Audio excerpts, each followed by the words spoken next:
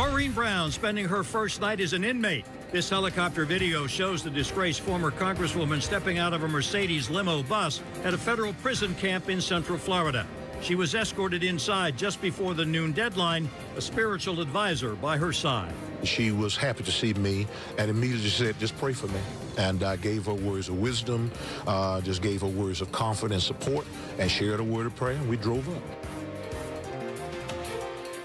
Brown's spiritual advisor says she is staying strong in the face of her 5-year prison term. It comes nearly 2 months after the 71-year-old Brown was sentenced on federal corruption, conspiracy, tax evasion, and fraud charges.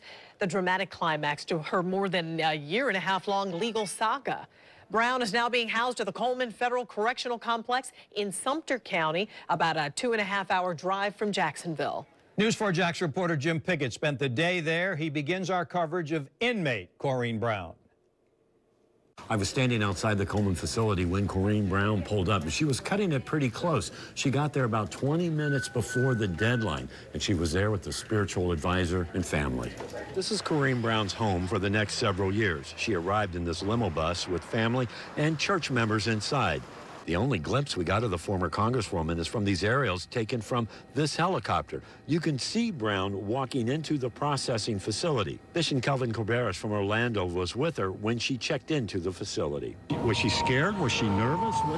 I didn't see, I mean, Congresswoman's a very strong woman, so I didn't see nervousness. I saw emotion, but I didn't see nervousness or fear. She was just ready to go and face what she needed to face it. And the former congresswoman is learning what she will face now. Her bunk assignment, her work duties. She won't have any personal items with her. She'll be given a job at the camp. There are numerous rules that inmates must follow regarding phone calls, mail, and counseling services. A former inmate tells us she will have access to TV and to the internet. We talked to a prison employee who heads up the union for the correctional officers at Coleman. He says Brown will be treated no differently than anyone else. She'll be at the camp, which is the least security. We have no fence around the camp. It's open.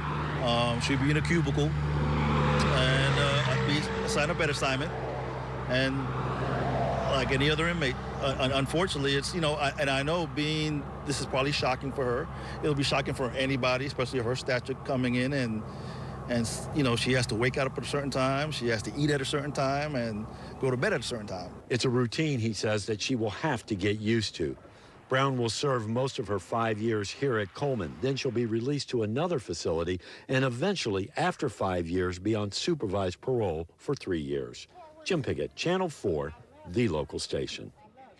One of Brown's co-conspirators in the One Door for Education charity scheme, Carla Wiley, was also scheduled to report to prison today. She's in Virginia. The other co-conspirator, Brown's former chief of staff, Ronnie Simmons, reported to a Maryland prison earlier this month for his role in the sham charity.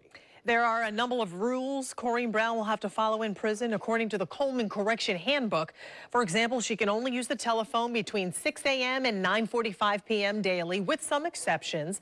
She'll also be issued green shirts and pants. She and her fellow inmates will also be counted 5 times a day on weekdays, 6 times a day on weekends and holidays.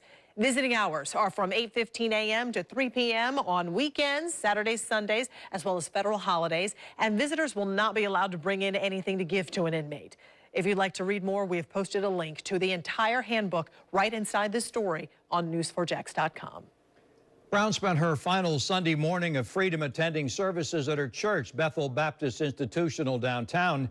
News 4 Jax was turned away from going inside the church, and our cameras were required to stay across the street. We did not see Brown entering or leaving the church, but fellow worshipers who were there tell us they saw Brown and that the congregation showed support for her by holding hands and saying a prayer for her. Now that Brown is in prison, there are questions about what will happen to her home and other belongings. Channel 4's Scott Johnson has been looking into that and also into how it could play into the hundreds of thousands of dollars in restitution that Brown owes. Scott? Well, Tom, now that she is locked up down here in Sumter County in jail, she still has a lot of things that probably will be sold off, like this north side home and her only real income, the only dollar she has coming in from her federal pension. And that, the clock is ticking on. Corrine Brown will spend the next few years in a federal prison camp, so it's hard to say what will happen to her home, which we found overgrown today. and all her other property. I found she owes a lot. For instance, between Brown and her two co-conspirators, Carla Wiley and Ronnie Simmons, they have to forfeit a little over $650,000 between the three of them.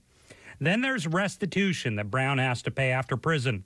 $450,000 plus in non-federal restitution and another $62,000 to the feds. I talked to Gene Nichols, an attorney not affiliated with this case. Nichols says it's very likely all of Brown's possessions will be liquidated. Typically, someone in her position are going to have a family member, a friend, somebody become their power of attorney. The wise thing for her to have done was to allow for there to be a power of attorney who can negotiate the sale of any assets that she has in order to try and accomplish whatever tasks. Nichols adds prison is not free. There are still things like commissary items that can be bought in prison, and she possibly could use what remains of her federal pension while in jail. She'll have the opportunity to buy multiple clothes. She'll have the opportunity to buy multiple items of at least convenience. So I would expect anybody who has any access to any monies or funds that she has or items that could be sold, that money is going to try to be used for at least some of her care while she's in prison. I did check, and at this point, it does not appear that Brown has filed any sort of bankruptcy in Duval County. At this point, no word yet either on whether her house is for sale, but we did not see any for sale sign. Scott, this is a pretty bleak financial picture with all that restitution that she has to pay. I know it's a long way off, but is there possible she could wind up homeless when she gets out? I did ask that because in talking to Jean, it looked like she may lose all her finances. I've talked to some people about that who say that's extremely unlikely, though, because of all the connections Corrine Brown has, she almost certainly would have a place to stay, either getting help from family or friends. Scott Johnson, thanks for the update. Sure.